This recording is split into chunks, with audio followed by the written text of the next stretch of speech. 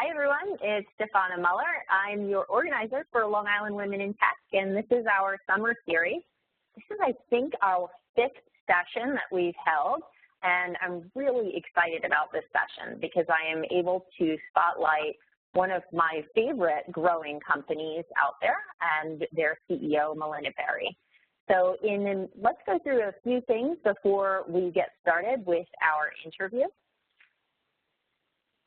First, if you look at slides-wise, we're not going to stick in slides the whole time. So you'll be able to, hear us talking most of the time. It's going to be interview style, and you'll see Milena and I on the video. But from a slide perspective, let me just give you a background of what Long Island Women in Tech is and what we're all about. And the point of Long Island Women in Tech, or LI Women in Tech, was that I, at one point, had no one to connect with in my remote location 40 miles out from the city. It's unfortunate. But what happened was I was going into the city every day to go and just meet up with women in the similar roles to me. So I decided to create a meetup group, which expanded into liwomenintech.com, and now we're able to network, learn, and grow while staying close to home. And close to home may mean that you're still in California or you're across the world. We had on our last session someone from Africa on the phone. So it's been a great session. We've been running these online sessions, though we do in-person sessions as well. So let's get started here. What are we talking about today? Like I said, I have Milena Berry. Milena's on phone. Hi, Milena. She is here to talk about PowerToFly, and she's going to share with us some of her thoughts about the changing nature of work for women, and specifically women in tech, because it's not just women in tech, but there's specific things that we can appeal to. When we were deciding on this topic, I think one of the biggest challenges we've seen overall is that the nature of our work environments haven't really changed in a long time. They've been built, what I've heard Milena and her co-founder say is that they were built last century for half the population, and that's what we're really going to talk about today. Milena, and just a little background on her before we get started here. Milena is the co-founder and CEO of PowerToFly. She obviously has been doing this for a few years now, but before that, she was the CTO of a large organization, Avaz.org, a startup, but that allowed her to be very flexible so that she could actually have 3 children during that time frame. So really an inspiring person for me, I know for many of you as well, and that's why we have her here today. And welcome, Milena. So great to be here. Thanks for having me. Thank you for taking the time. So instead of the presentations that we usually do, we're going to do this interview style. And like I said earlier on the call, everyone, if you do have a question, use the chat at the bottom and chat to all panelists so that we can see it. I'm going to ask you a few questions, though, just to get us started here. I didn't give a lot of your background, and I think your background really appeals to a lot of folks that are on the phone today. Would you be able to share a bit of your story with us, as where you came from, why you're here today? Yeah, of course. So, and I think it's very relevant, actually, to the work that I'm doing today and the story of PowerToFly. So I guess I'll give you just a couple of minutes, that version. So I was actually born in Bulgaria and grew up in communism there. And I arrived in the U.S. in the year 2001, literally a week before September 11th, which was a very emotional time in New York City, as all of you remember. And I had just kind of landed with my 5 suitcases, very much immigrant style. And I was wondering, did I make the right choice, because I arrived in this country full of dreams and kind of really thinking that I'm coming from the old continent, living a couple years behind all the innovation that was happening in the States at that time in Silicon Valley. And I really wanted to be a part of that innovation.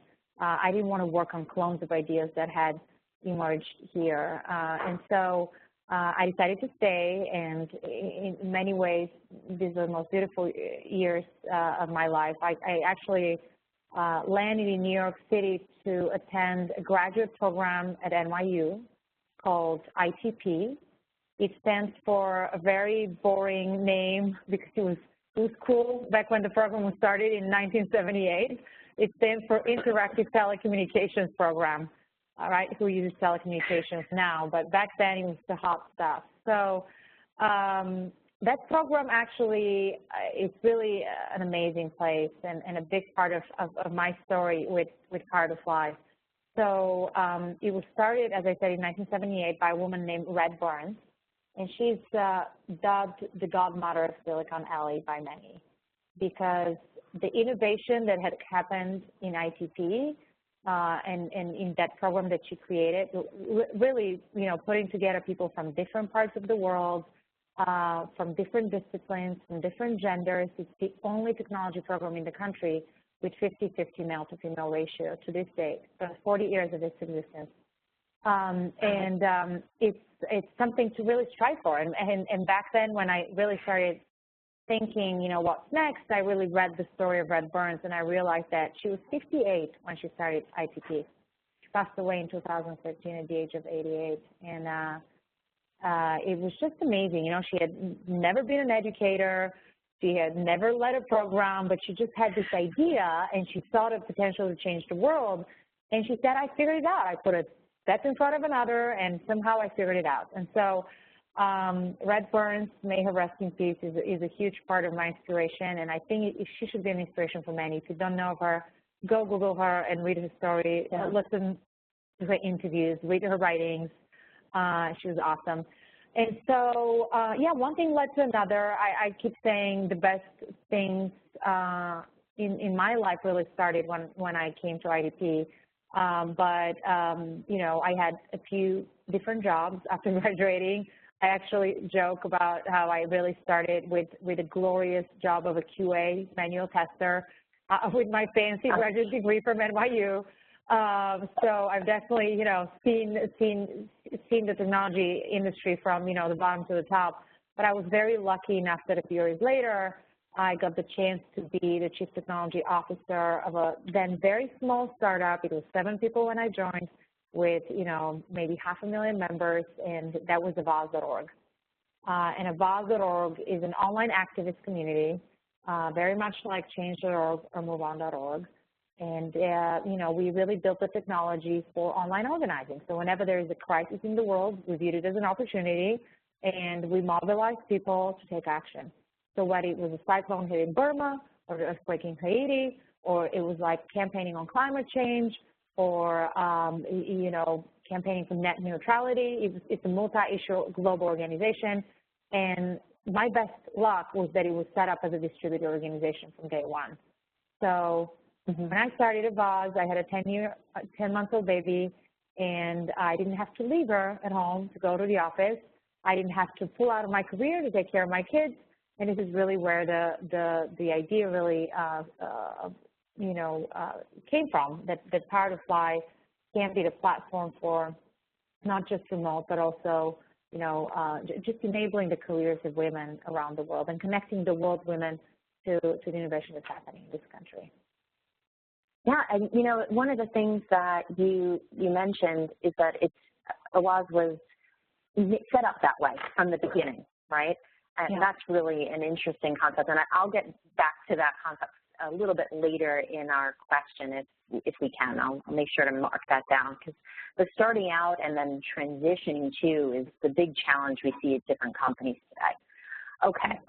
Back to the story a little bit, because we got a bunch about you. Someone asked in the chat if you could spell out the name of the person. I think you said Red. What was her name? It's her, just Red Burns. There you go. Yeah. Perfect. That's not the name she was born with, but that's the name she lived by. So really inspiring woman. Wonderful. Okay, awesome. Thank you so much. So the other thing I think we want to get into is really get into the story of PowerToFly, because that really tells us what the changing nature of work is all about. So you're the co-founder. How did this start? Well, so yeah, it was awesome. As I said, it was an interesting time in my life. I had been the CTO of Avaz.org for 7 years. I had had 3 babies in 5 years. And admittedly, I was very much like an ostrich, you know, world. I was just like, my head was, you know, between home and work, and like I was not reading news, I was not watching TV, I was not reading books very much, you know, in my own space. And so when my little one was, you know, 2.5, I started kind of getting the energy back to just say, hey, what's happening in the world around here? And I started reading that, you know, there's this huge problem with women in tech. And I really started then thinking back to Brad Burns' vision of, you know, why diversity is important, and, you know, why did she create IDP from, you know, different cultures, different backgrounds, working on common problems. I started thinking about my own experience as a chief technology officer, and every time I had to hire, and what had been the diversity in my team. Honestly, it wasn't very good. And why was it? Because every single time, even as a senior technology female leader, every time I was given budget to hire, well, it had to be done yesterday. My budget was given usually a few weeks later than the project had to start. And so I'd go and I'd hire in a hurry. I'd post in a couple of places with a job posting, you know, usually Stack Overflow or, you know, a few other places. And I'd get 99% male applicants. And so even though I cared about this issue, I just had to hire fast. And then I realized that, you know, I looked around in the market and I said, okay, I want to do something about it. I want to do something about these problems with women in tech. You know, I analyzed and I said, well, there's great, really, efforts on the pipeline side of things. There's great efforts on the women networking side of things, but really nobody's creating this pipeline, this one central place where you can find women for all sorts of jobs, jobs with the value diversity, jobs that have a little bit of flexibility, or remote jobs. And that's when really I started working on this idea, really focused on women in tech. Well, a few months later, you know, I was still in very much, you know, I had hired a few folks to really start finding the women first, because that was the first problem we had to prove. Are there women in tech? You know, we started with a question, and I hired a talent manager in India and a talent manager in Russia to find them on the local blog posts, and they started coming, they started telling each other, you know, which was very cool, and we just put them on a very ghetto blog site, literally the woman's picture, the woman's name, a little bit about her, and then we'd send emails to prospective clients saying, do you like her, this is what her rate would be, and everything was kept in spreadsheets in the background. But during that process, so we started seeing a little bit of traction, and then I knew I really needed a co-founder, because I was a techie with a product vision and all that, but I was not very good at telling the story. And that's when I was very, very lucky to receive a postcard in my mail, which, if you know me, you know that I open my mail once every 3 months at best. Sound like most of us. Exactly. So I opened this mail in February, and the card was sent to me in December, and it was from Catherine Zaleski, announcing the birth of her daughter. And I was like, oh yeah, I remember Catherine. I remember she was pregnant. I'm going to take her out to coffee and see if the idea resonates with her. And it was really fascinating, because normally these conversations in this first exploratory mode are very much like people nodding their head, and they're very polite about, you know, oh yeah, your idea's great, it's gonna work, yay, you know. So nice, yeah, it's nice, you know. But that's kind of the end of it. You don't get anything useful out of it as much. And Catherine was a completely different story. So, like, her eyes lit up when I told her what I'm up to, and she said, wait a minute, it's not just about women in tech. This is about women. Like, this is about half the world's population. We can build this platform, and this can be about women in editorial, which is what her background is, right? Women in sales, women in marketing, women in HR, women in legal. I mean, you name it, anything that doesn't have to do with, you know, physical work can really be done remotely. And even now, you know, we've really extended our focus to not just focus on remote work, but to also focus on jobs that value diversity and value women, and really are building towards it. So, like, we actually focus on on-site and hybrid jobs as well. So really, we are targeting half the world's population with this platform, and that was the genesis, really, of where we started. And that was in 2014, I think. Yeah, and we, in August 2014, we launched a platform. We'd done a little bit of venture funding that summer, and the summer after, I'll tell you a little bit. That's really kind of another key part of the PowerToFly story, but we really arrived on the PR scene when Catherine's piece in Fortune went viral. And it was kind of a defining moment for us because we really realized, you know, we jumped from 3,000 to 33,000 members overnight, and now we are at 85,000 women worldwide. And it really showed to us that the women are ready, that they really need to have that conversation about what does the future of work look like, because some things are not working for them.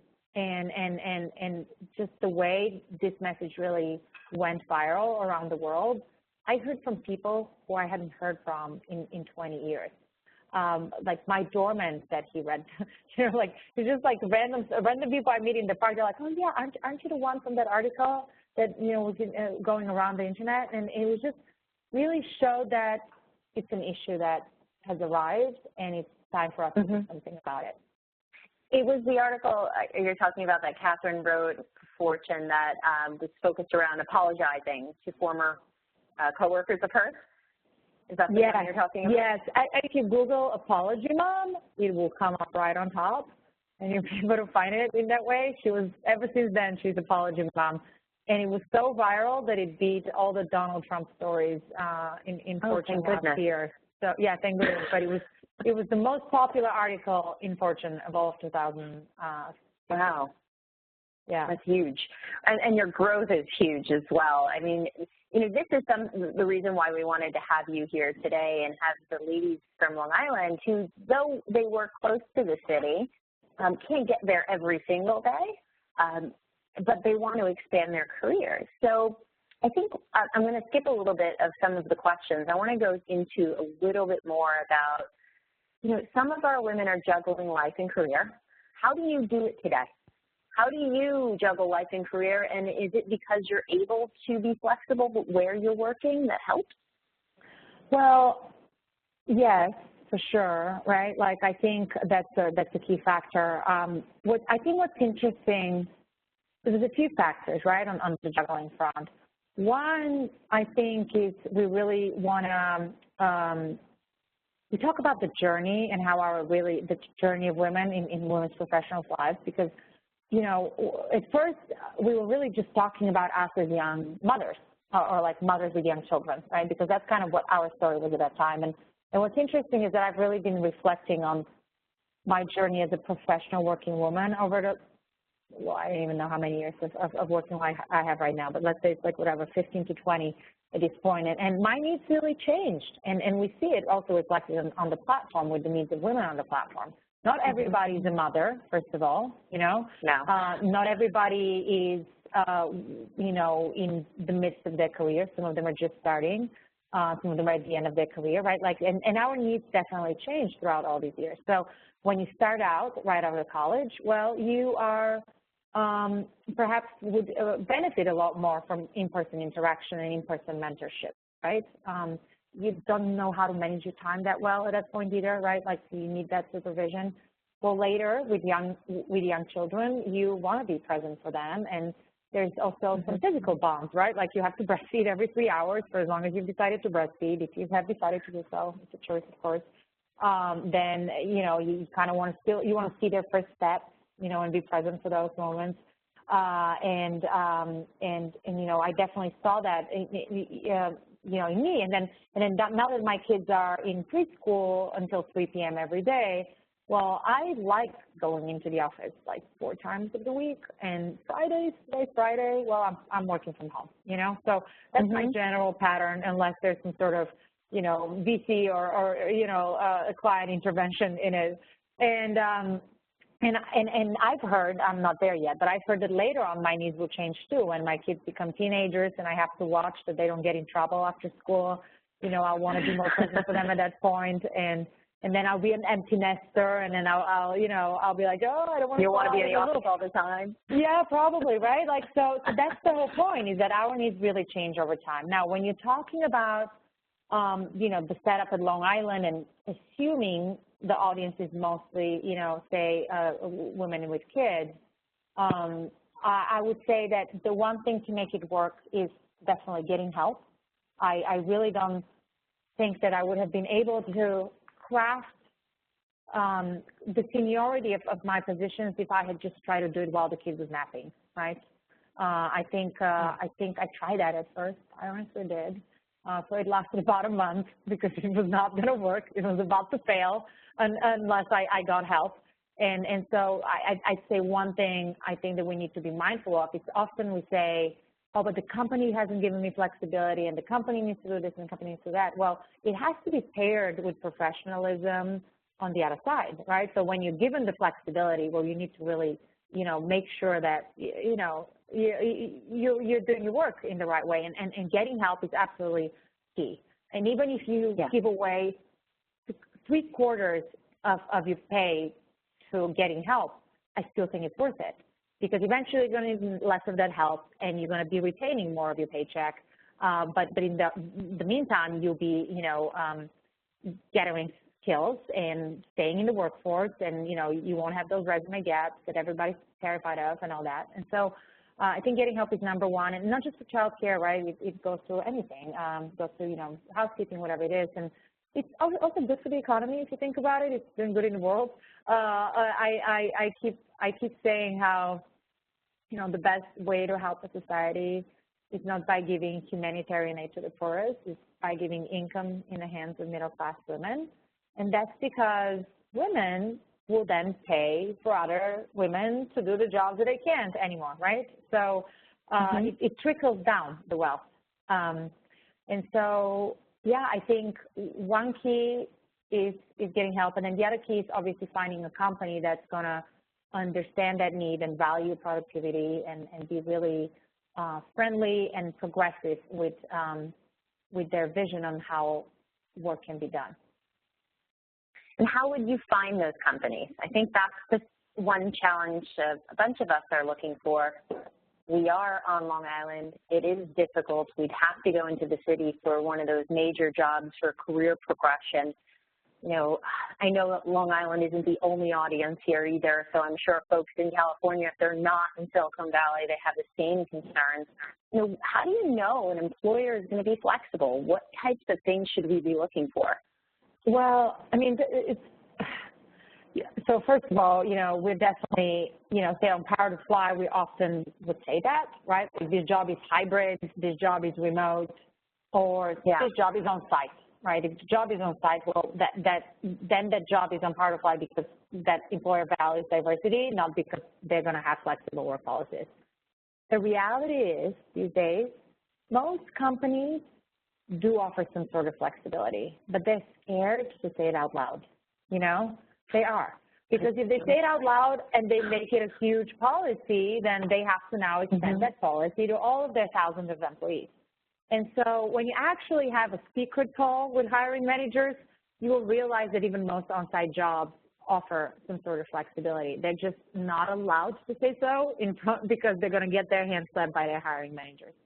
And the key to it usually is, you can definitely ask in your negotiation process. So we had one client, huge media publishing company, the woman who was entering it, entering the job interview, she's like, oh, I am not ready for a completely on-site job. I got on the phone with a hiring manager. He's like, if you like her, I just want to tell you that's one of her concerns. And he was like, oh my gosh, really don't worry about it. Yes, the job is on site and she's going to need to be part of these key meetings, but I'm really hands off. I fly across the two coasts all the time.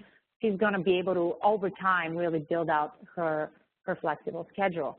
And that's very much the practice across a lot. We're seeing that a lot more these days. But it also means that you kind of have to do that work as part of the interview process. And that's, I think, one of the benefits that we offer at PowerToFly is that because women will be scared to ask that question directly to the hiring manager, but PowerToFly is this proxy where our talent managers team is able to negotiate some of these things, on their behalf, and also have the without ruining your chances, right, for the job. I think that's a scary thing to ask for is, oh, what about flexibility? Because a lot of times women don't want to tell hiring managers that they have children to care for or other things to deal with. Well, I mean, I honestly think that if you're scared to say, you shouldn't be scared. That's my honest opinion. Like, whatever, like it's not the right job for you if they're going to be nasty to your family or, you know, like, and not treat right, whatever, you know, but I know people are scared. I totally get it. You know, I see that people are like, oh, but I was just so scared to tell you, but I'm pregnant. And I'm like, well, congratulations. I'm so happy. Really, why are you scared to tell me that? But so I get that feeling, and perhaps I would be that way if I had to give some news to my investors, you know, one day. So I understand the fear, but I've also trained myself to really push through fear and recognize fear and say, you know what, it's either meant to be or it's not meant to be, and you got to be who you are, and people are going to value you for that, and then you're going to find the right place. Because if you're scared and you end up working for somebody who's really nasty because you have flexible needs, well, you don't want that job in the first place. It's not going to make you happy. Yeah, you're not going to be happy there. Health. Yeah, and unhappiness really results in bad health over time. So, you know, I really believe in finding the right match and perhaps researching the companies. Like we're going to be doing a lot more on company profiles on PowerToFly soon, but research them, you know, what do people say on you know, all these other platforms that are talking about company reviews. Try to find an inside scoop from somebody who's actually working with that hiring manager. I think this is the right way to approach it. And you know, you just target the companies that have publicly said that they care about these issues. And again, we're doing a lot in PowerToFly to curate this kind of list. Yeah. Okay. Yeah, those are some great tips, encouragement as well for us looking at new opportunities. There are a few folks on the line that I know that are looking to come back into the workforce after a hiatus. How does that look on a resume? And I know you're from, you know, you're considered a recruiting company in many shapes, right? So how do you handle that as a candidate? Yeah, so generally speaking, so yeah, we're more of a platform, not a recruiting company, but we are in the recruiting space, so I'll take that. Generally speaking, I personally, I don't care about the few gap years on the resume. I know some people do, and so I think it's interesting. I think you definitely have to assess your skills, right, and figure out, well, is there now a skill gap because of my career break or not? Because if there is, then you have to address it, whether it's with, you know, taking a general assembly course or a skill crush course or whatever's missing, we'll address it because that skill gap will prevent you from getting the job. Now, there's some companies I've heard, like ReturnPath, they're doing really interesting programs for returnships into the workforce. Okay. And they treated the women entering those programs are sometimes with huge gaps, right? Like 15, 20 years I'm talking about. You know, they really took off the whole time to take care of their family. And at that point, they're very much in the workforce. The returnships programs mirror what the internship programs would look like, where they you assess their soft skills, first of all, because, you know, you trust that then the hard skills are going to be learned with the right soft skills. And then you really need kind of a longer onboarding process, which usually lasts a few months, where you get exposed to jobs in the different departments and figure out, well, what's the right match. And then they would take kind of the brightest and the best from that crop of returnship and actually place them into the job. So I'd recommend, depending on how long your career break has been, is to really look at some of those programs. For short career breaks, I don't think that's the case at all. And I would just be very honest, again, in that conversation. Even in your cover letter, I would say, you know, I haven't worked for the last 3 years, but I'm awesome because of X, Y, and Z. And I think your company is very interesting. And you just have to make something really, you know, you have to make a smart point about why do you want to work for the company, not just like, I'm desperate for a job. No hiring manager wants to hear, I'm desperate for a job as good motivation for finding a job, right? I've had so many of them comment to me like that because some of the women would go and say that in an interview, and then later we're like, well, one of them just came and said, I'm desperate for a job, I'm not going to hire her. You have to figure out, well, what interests you in this company? How can you actually contribute to their bottom line and their mission? And then put that into your cover letter, and then a career gap won't really matter because they're going to see somebody really bright who wants a job who would be the right fit. Yeah. Good advice there. Yeah, I think it is a challenge. It's some things that a lot of women have decided to take that hiatus just to tend to their families separately. With the hybrid work environment that you've been describing, help me understand how companies are adopting to this. How are they adopting agile technology or agile development methodologies to this hybrid work environment that makes it easier for women to work through the childbearing or even handling their aging parents, which is something that I'm doing now. So how are companies handling that hybrid model? Are they allowing it?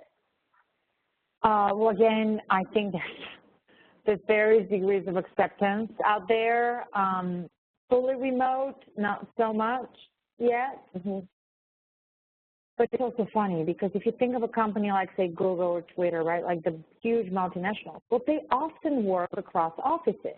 So they actually do work remotely, but they have aggregations of people working from huge on-sites, and then they work remotely across their offices. So it's really interesting. I say that that's one of the biggest shifts that we're still about to see in the workforce, that move to flexible and remote work. We're definitely at the beginning of the movement. The movement has started, I think, already 10 years ago, and smaller companies have adopted it a little bit faster. We have a few huge corporations that are examples of it going right, like IBM. We have some huge companies like Bank of America that are scaling back on their fully remote policies to a slightly more hybrid model. And I just had a very interesting company with a huge financial institution down here in Lower Manhattan, who've been traditionally very, very FaceTime focused. And now it's, one of the senior women there said, you know what, I'm going to conduct an experiment. I'm going to see how flexibility can improve our bottom line. How can it improve our productivity, our happiness of our employees, and all that stuff. And so she organized a very well-documented experiment where the participants were surveyed before, they were surveyed after, and now she is presenting to the CEO, and the CEO has seen the results. It didn't just affect moms. That's the amazing thing, because she's like, I don't want to be, slated into the female-male, conversation. I'm just going to make a case that the company needs flexibility, right?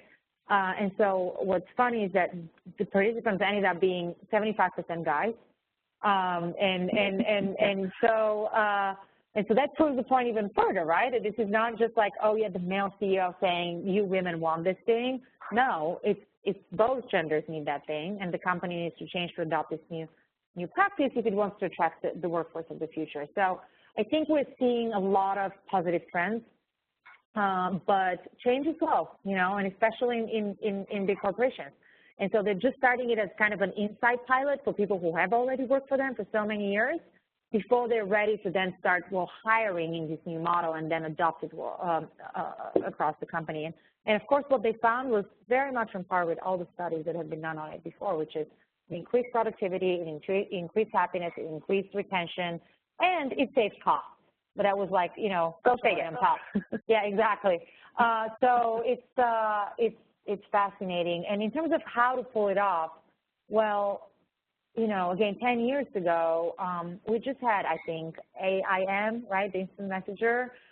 There was no Google Docs. There was no Slack. Skype was just getting started. And so these are really the technologies that, even now when you go into an office, you work virtually with a person sitting next to you. You use Google Hosted, right, mail, with all of its documents and spreadsheets that are shared. You use Google Calendar to share meetings. You use Slack to communicate. You use WebEx to web conference, and the tools are already there. Project management tools are all in the cloud as well. It's just a matter of kind of structuring the deliverables a little bit more, and then building up the performance measurement systems, I think, for hiring managers to make it really say yes. Yeah.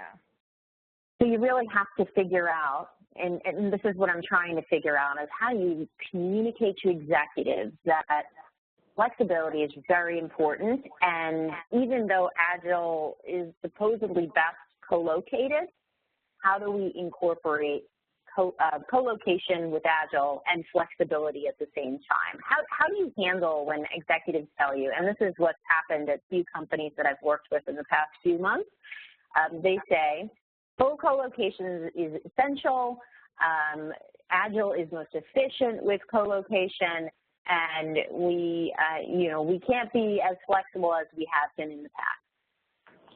I just move on to the next company.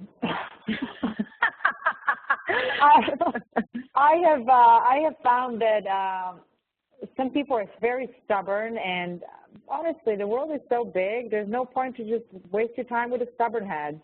They're gonna finally get it. They're gonna finally get the benefits, and it's gonna be the ones who are non-stubborn and accepting of the future of work that are gonna win in the talent war in the long run. So I just don't waste my time persuading them, because they've drank the Kool-Aid of Google and Facebook.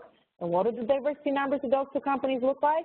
They're horrible. 17, 11%, something like that. And they're now saying there's not enough supply of women. Yeah, there's not enough supply of women to work in your co-located spaces. Of course there's not enough, but look remotely, and you're going to find great chances for hiring people remotely, and an amazing pipeline. So you just got to move on, and hopefully one day I'll meet Mark Zuckerberg and be able to tell him in person, and tell him that you've got 85,000 candidates women ready to work. Yeah, exactly. Well, I mean, obviously we build a lot of case studies and all of our success stories, but I also find that that's one of these polarizing issues, and so hopefully that's going to be our long tail of how to persuade the naysayers, so to say, through the success stories and through the, again, productivity measurement and through the cost savings and blah, blah, blah, blah, blah, blah, blah. But in the short term, there's no need to butt heads. They're just going to be, very stubborn on it. It's just like, Trump versus Clinton. I mean, it's just not going to see the other side. No one's going to be happy with either side. You're right. Okay, well, that's an interesting take. I absolutely hear you on that one. So there's a statement in the chat that I'd like to just bring up. Karen Lewis, I didn't know, Karen, that you work remotely with an entire team spread across the U.S. She says, I'm a project manager of a software team that's spread across the U.S. We're dedicated and high producers of excellent products. It can work, and we're all women. That's really exciting, except for one dude. That's really exciting to hear. My situation in my own role is I'm the only woman in the product team in my business unit. So, and then there's only about 3 other women in the business unit, across business units that do product management. So I can understand the opposite end of that. I think, ladies, by the way, if you're on the line right now and you do have questions for Milena, I'd absolutely answer your questions as well, if you want to throw them in the chat. I also wanted to ask Milena, you had some really interesting things happening at your company recently. You did, I think it was an offsite or a retreat, you called it, right, in Las Vegas last week. Or was it this week? No, it was, when was it? What date is it today? I think, yes, it ended actually last week, a week ago, exactly, yes. Sorry, I lose track of time. But, yeah, it was, back to, Karen's story. We very much are like that in PowerToFly as well, Karen. Our guys are not the struggle, but we are from a team of, I think, 50 or so. We have 3 guys. And wow. So our retreat was really amazing. It was, I think, only 43 people came from the whole company. Some of them, some of them were just giving birth, or, had an ailing parent, or, one of our sysadmins, his wife was about to be to give birth as well. So we had some of those situations. So not everybody could come, but the majority did come. And so we had 43 present at the retreat with 2 guys out of those. So it was just wonderful. Somebody at the hotel asked us if we're a massive bachelorette party. And we're like, no, we're a company changing the nature of work for women. So that was awesome. I don't know if we can dig up any of the photos, but it was really wonderful. And I think what was really special at that retreat, it really kind of we were really living what we preach, which is that, you know, the best things in life happen when you bring together people from different cultures, people from different genders, people from different races, people from different sexual orientations, you know? And that was all a melting pot. Our retreat was a melting pot of all that. You know, we had women who lived in Saudi Arabia, in Jordan, very, very different culturally than, you know, us here in the U.S. You know, obviously I'm from Eastern Europe, and so we had some Eastern European contingent as well, a South American contingent. It was just fascinating to bring the whole cultures together, and, you know, it's just really, really wonderful. I think seeing us in person was critical in us kind of being very cohesive as a remote team. And I was so glad that I put aside the money from budget to do that. It was the first time we did it in all of our 2.5 years of existence. We're a young startup and can't really afford it. But I'm really hoping we can make it an annual event and then hopefully twice a year. Because one of the best practices of making remote work is from time to time in-person interaction. And it's not really an in-person interaction aimed at brainstorming or strategizing. It's mostly around building the team together and the chemistry. And so that's what we really focused on, and I'd recommend it. That's, you know, one of those tips that I'd give to a manager who wonders how to do remote or how to approach flexible. I'd say, you know, just fly them in once in a while, or get the team together.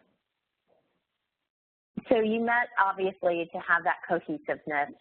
What did you accomplish outside of meeting everyone? I'm assuming some of them for the first time face-to-face. Anything you can share with us? Well, I mean, really kind of we had 3 goals in the retreat. One was to, you know, obviously create that chemistry. The other one was to really understand some key concepts around our strategies. Things, you know, we're moving to a subscription-based model, very much like LinkedIn. Hiring managers are now paying for access to our platform, no recruiter fees. So just kind of understanding those basics and understanding what customer success means as a whole organization. We're really focused on it. That's one of our key strategies as well. So there was a lot of great work on that front. And then finally, we just, our third goal was to really everybody to leave with a clear sense of what are they going to be doing in the next 3 months and why. And so we had some agenda items on that front as well. Kind of like a program increment strategy planning session. I don't know if you deal with SAFe methodology, but this is the new thing at my company, and I have to go to program increment planning, where everyone goes on site and does planning, and then we go off to do our job. Pretty interesting. That's awesome. Have you done SAFe agile methods or no? No, probably not as organized as you guys. Well, it's good to hear how you guys are handling remote work. Guys on the phone, I know that you might be asking more about that session. Lexi actually posted an Instagram picture of the retreat attendees, so you can click on the link and see it now if you'd like. That's great that you guys all got together. Okay, so other questions. If there are questions on the phone, again, just ask them in chat. I know a few people there that are wondering a little bit about PowerToFly, I'm sure, or maybe getting some advice from Milena. She's kind of doing everything we say that we need to do in our work today. Milena, as we're waiting for questions from the audience, if we would, I would like to ask you a little bit more about your global aspect of PowerToFly, because you kind of skipped over that aspect, and I usually work North America focused, but tell me a little bit about how you're helping and enabling, you know, work. You said you have an employee from Saudi Arabia, an employee from Jordan. How does that work? Well, they just, you know, they're just like any of our other friends. You know, yeah, of course. Their functions, you know, one of them is a technical lead on the dev team, the other one is a product developer, the other one is a tester. Just like everybody else has a function, where they're located doesn't matter.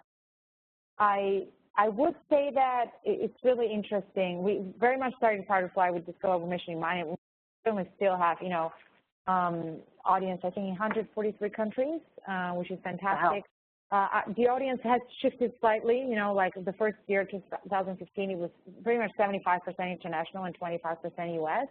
And this year, it's the reverse now, and it's really it's 75% in the U.S. and 25% globally, and really that's a result of our kind of strategic initiatives to really get more presence in key metropolitan areas in the U.S. And largely driven by the demand in the company, right? So down the line, I absolutely want to open up the world to I guess I want to open up the job opportunities to women from all over the world, and we still have a lot of success stories like those, but the majority of the demand is for kind of either American talent or talent on the Americas time zone. And so, again, it's just about focus. A lot of things in a startup is just about when do you do things and what to say no to at this point. And so we're really focusing on Americas for now. That doesn't mean that we don't have people from all over the world working for some clients. By all means, that happens. But generally speaking, people are more prone to say, okay, if I'm going to be working with somebody remotely, I want them on my time zone. And some of them are slightly uncomfortable with the international aspect of it and prefer to work with U.S. women, which, of course, it's all about the right match. So we focus on that as well. And I am looking forward to the world where more and more companies will understand the true potential of employing a global talent. I'm glad we have a few of those in our ranks right now because, yeah, that's back to kind of changing the world and thinking about, well, what can we do to help the world? You know, and for me, giving people jobs is the number one peace builder. If you have a job, you have something to do, you know, you're going to create peace in the region. And you know, what's happening in the Middle East is really sad and really upsetting. And I think whatever, if we can do our little piece in creating peace there by giving women in that region jobs, well, I'm going to be very, very happy with what I've done with my life. So hire more women in Saudi Arabia and Jordan from PowerToFly. Absolutely. That's some great advice. And I like your story about how if you give women jobs, they give jobs to more women in the industry, or not even in the industry, in their society. And that's a really great sentiment, and it's true. It's the truth, right? I just realized how many people I hire just to manage my life while I'm working full-time, right? Exactly. Key point. Wow, that's great. So questions from folks on the phone. I'm going to actually unmute the line, go figure. Sorry for any background noise as I do this. It just takes a minute. Here we go. We have a lot of dial-in users that are not on the, that are on audio but are not on the list. So I just want to make sure everyone on dial-in knows that I'm going to unmute your line. Okay. So if you'd like to go and mute your line again because you have background noise, that's absolutely okay. But I unmuted all the lines. Is there any questions from the audience? I know Liz Resnick is there, and she's a remote employee. Liz, what do you have for me? Because you always have a question. I do always have a question. You're always having good questions, Liz. Oh, thanks, Stefana. I was going to wait and see if anyone else had one, but sure, I'll jump in and get things rolling. I'm a program director for the product education team that supports the same business unit as Stefana works in, actually. Only woman on my team. Work with all remote folks, though, across the U.S. and sometimes the globe, depending on who we need help from.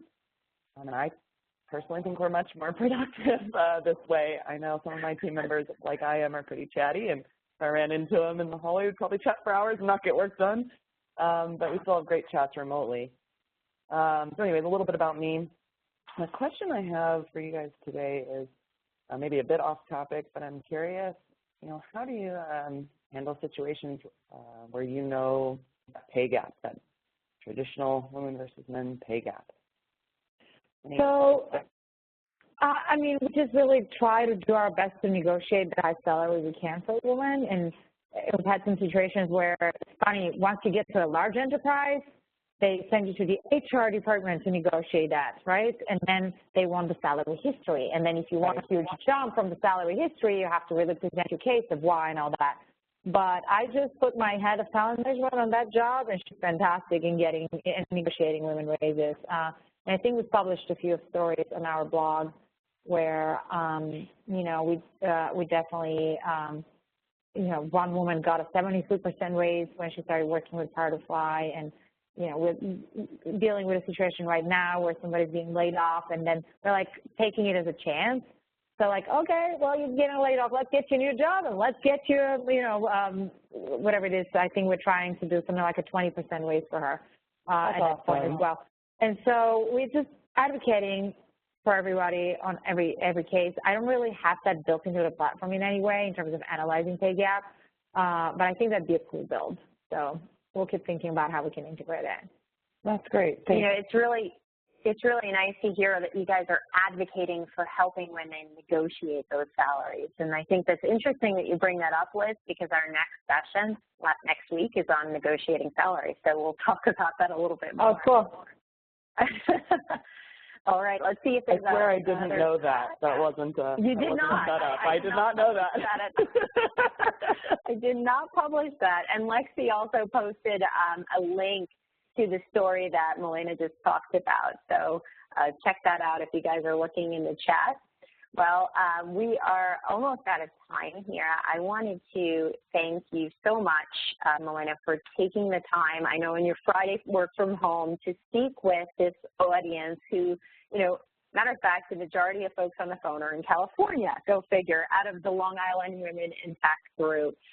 We don't get that, you know, we get some really high caliber people, but to have you on the phone, a CEO, a co-founder, somebody who's really changing the way people work, we're really impressed with you, and we want you to continue the work that you're doing. We definitely want to see how we can partner with you in the future as this group expands. Now, we've talked through questions and answers. So, Milena, I just want to, again, thank you very much for your time today, and we'll definitely be in touch. I'm very honored to have been invited. Thank you so much. I'd love to see all of you in PowerToFly, whether you're looking for a job right now or not, you know, just to be a part of the community that we're building. That would be really amazing. And, yeah, thanks for having me. It was a pleasure. No problem.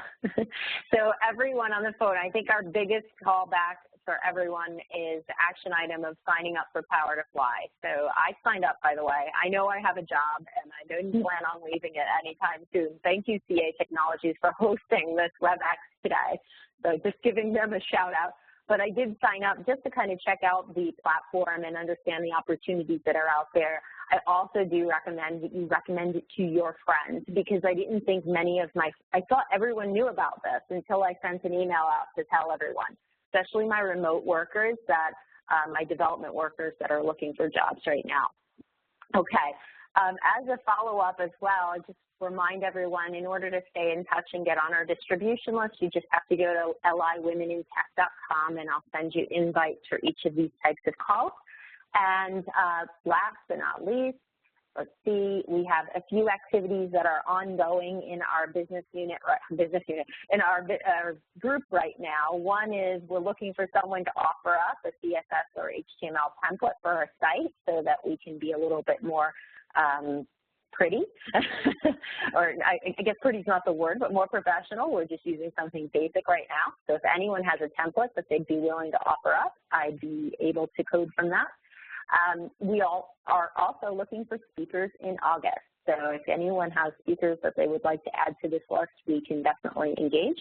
And in September, we're going to be starting our blog. So again, if you're a blogger or want to dabble in the topic, just let me know, and you can reach out to me at any time at liwomenintech.com. Excuse me. Milena, thank you again for everything today. And everyone, thanks for joining. I hope you have a great rest of your Friday and can finish up your lunch. Have a great day. Thank you. Thanks. Bye. Thanks. Bye-bye.